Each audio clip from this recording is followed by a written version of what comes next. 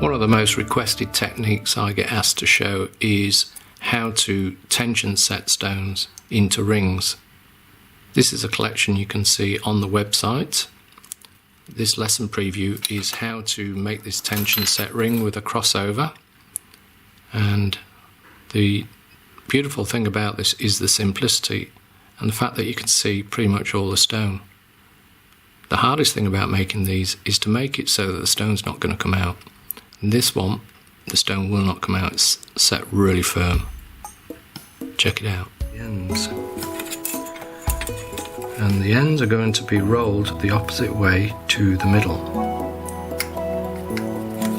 So we're reducing the thickness, the width is widening a little bit, and again I'm tightening 20 minutes on the dial and up again to that point, and it's actually just seized up at that 0.0 mil.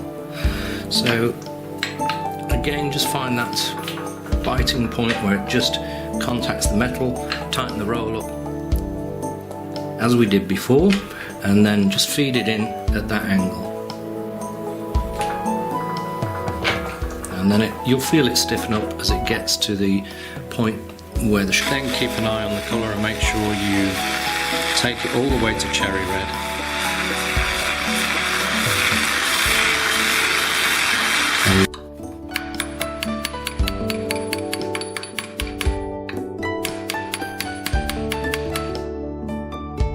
Just make sure it's straight as well. That's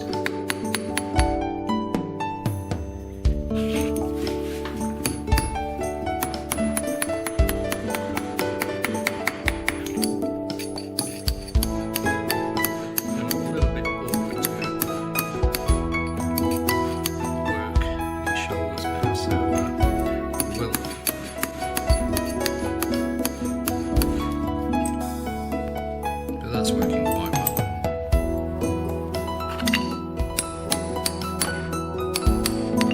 It's going to force the shoulder downwards, as you can see.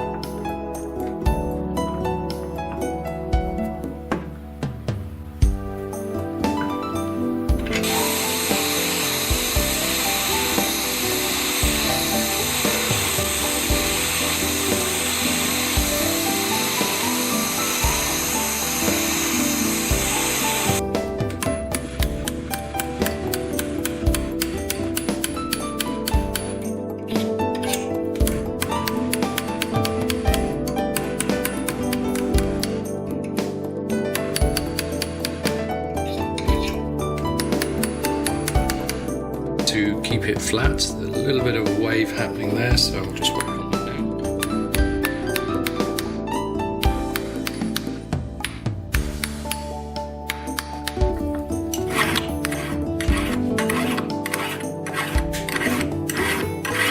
We'll separate the ends.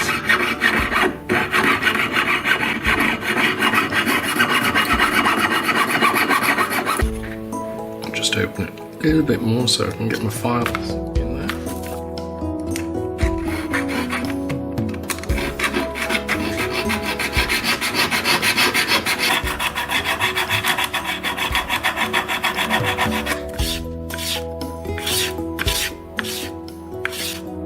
I'm going to give it a polish up, and then we can look at setting the stone. So again, check that the finger size is correct before you set the stone, and just check the height that you've got.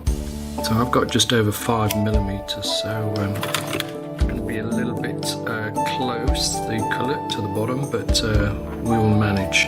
And what I need to do is ensure that I put the seating cuts in the right position, guideline.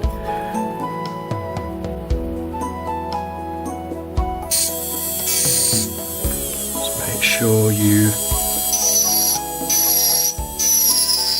cut at the right position. So I've got my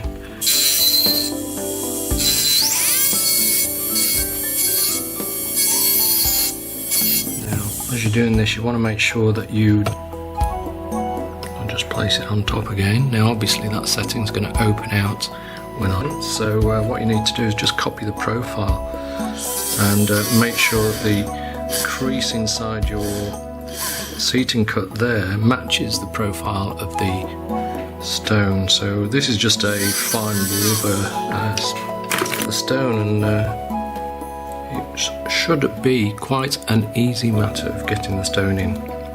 So what I've got here is my polishing cloth over my bench peg, and I've got my stone upside down. And I'm going to use this tool here, and it's simply just a screwdriver, and I've taped the end just with masking tape just to prevent unnecessary tool marking.